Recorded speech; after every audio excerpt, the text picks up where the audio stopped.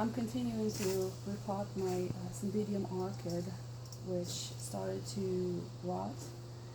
I'm saving it, and I have here a little bit of Spanish moss, which looks like this. I cut it in small pieces, just like this.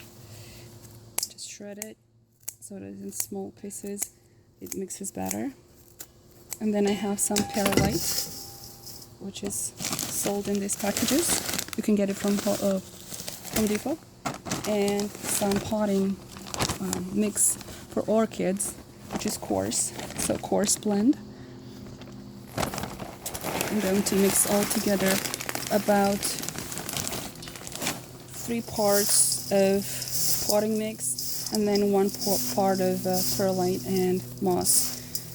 Mix it well so you don't have too many chunks of moss, especially. You don't want chunks of moss, but you want it evenly throughout the mixture so that it maintains moisture. So now that I have it all mixed up, I'm going to take the pot, which, as I mentioned in a previous video, from dollar store. Very cheap, very convenient, and put some on the bottom.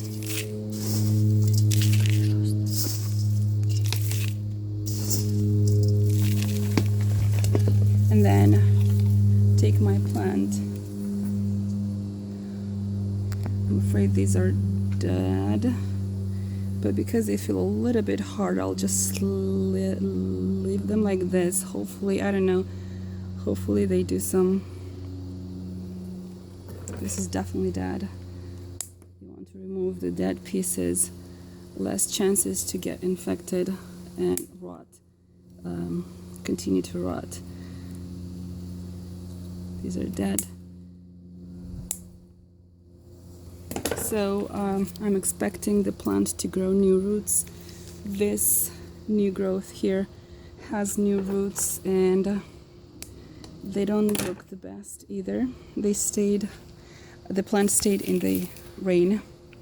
It's been raining for over a week now, and I guess it had too much moisture. But it's still alive. So I'm going to dig the plant, cover the roots. I don't want the new growth to be too deep into the mixture because it may start rotting. I'm going to give it, in the beginning, moderate water because it had too much. So I wanted to dry a little bit. I cleaned the roots yesterday at night, and because it's still high humidity, I let it sit, not being afraid that it's going to dry too much. I let it sit overnight, and today I'm repotting it. I want to push the roots as hard as I can so that it's stabilized in the mixture, but you don't want to harm the new growth. Just be careful around the plant,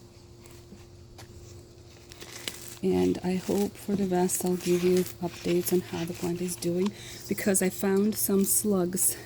It stayed outside for about a month. I found some slugs in the roots, and even after I washed the roots and had it in peroxide,